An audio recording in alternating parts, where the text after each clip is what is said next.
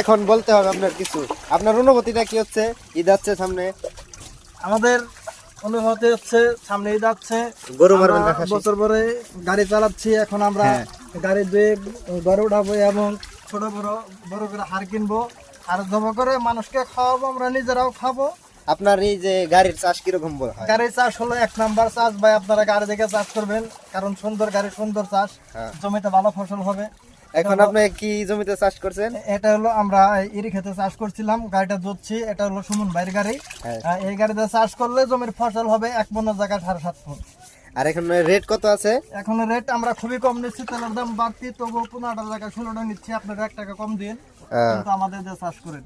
আপনার গাড়ির চাষ অনেক ভালো, তাই বলতে অনেক ভালো, অনেক ভালো ভাই, আমরা নতুন ভালটা চাষ করি। তাহলে এখন কি আপনি আরো দর্শকদের উদ্দেশ্যে কিছু বলেন? না, আমি এই গাড়ি কিনবে কিনা? দর্শক এই গাড়ি